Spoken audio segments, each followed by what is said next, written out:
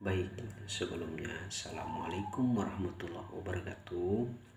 Perkenalkan, nama saya Sadrianto Lodi, jurusan Ahwal Sahsia semester 6.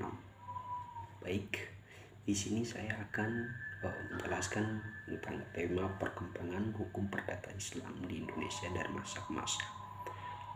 Sebelum itu, perkembangan hukum perdata Islam di Indonesia terbagi atas dua periode. Periode yang pertama pasca pra-kemerdekaan dan periode kedua ialah pasca kemerdekaan. Untuk periode pertama pra-kemerdekaan Indonesia, hukum perdata Islam di Indonesia pada saat itu dimulai pada tahun 1937, yang dimana pemerintah Belanda pada saat itu membuat suatu peraturan tentang perkawinan, yang dalam peraturan tersebut terdapat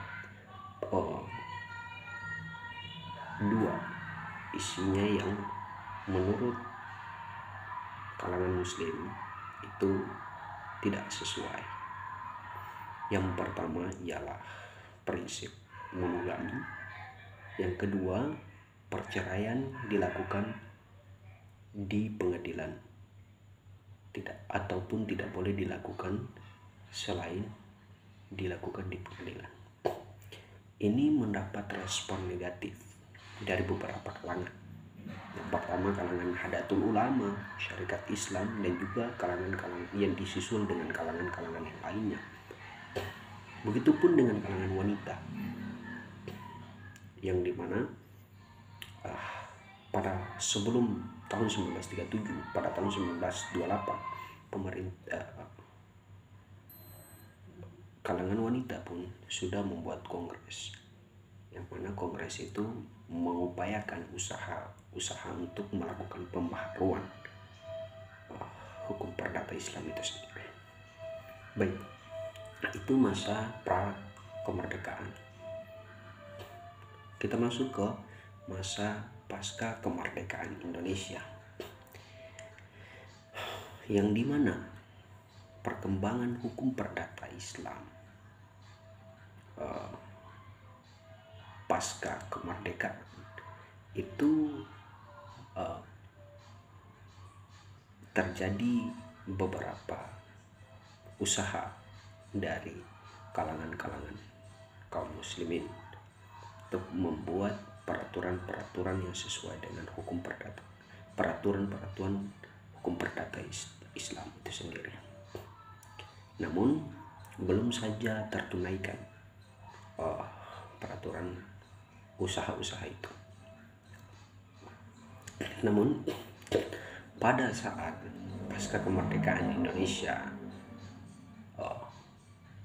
ketika ada suatu kasus yang dimana kasus itu terkait dengan perkawinan ataupun kewarisan dan lain-lain, yang juga menyangkut ada beberapa aturan-aturan Islam ataupun ketentuan-ketentuan dari agama Islam itu sendiri. Ini para hakim mengatasi masalah tersebut ataupun kasus tersebut dengan berbagai referensi, sehingga ini yang membuat suatu keputusan dengan berbagai referensi tersebut membuat keputusan itu tidak stabil walaupun dengan kasus yang sama, karena mereka memakai berbagai macam referensi kitab maupun lain-lainnya.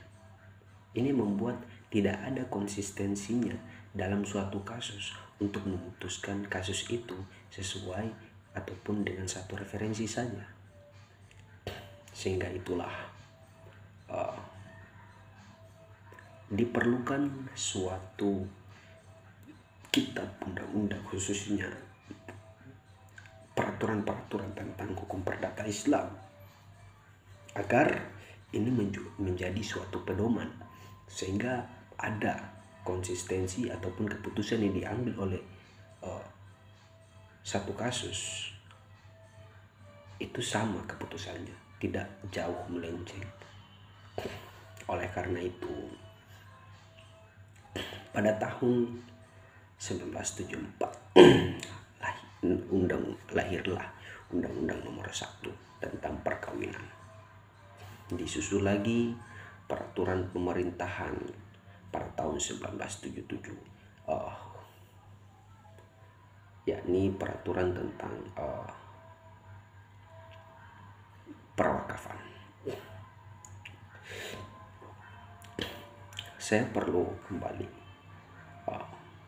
menjelaskan bahwa memang kebutuhan dari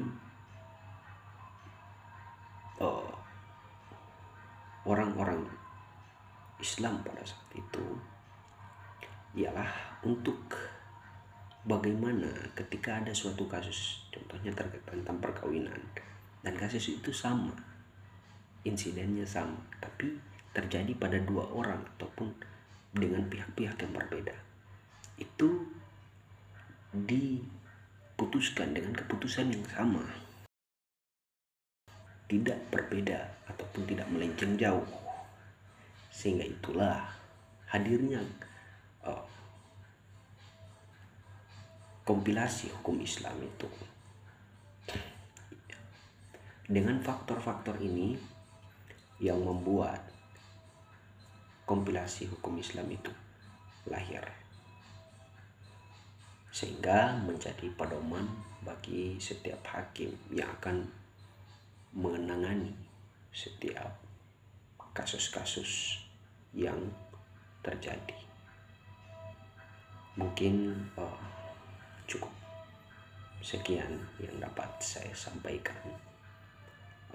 Lebih dan kurangnya saya secara pribadi memohon maaf yang sebesar-besarnya. Saya Sadrianto Loli pamit. Wabillahi taufiq wal hidayah. Wallahul mu'afiq illa aqwabit thariq. Assalamualaikum warahmatullahi wabarakatuh.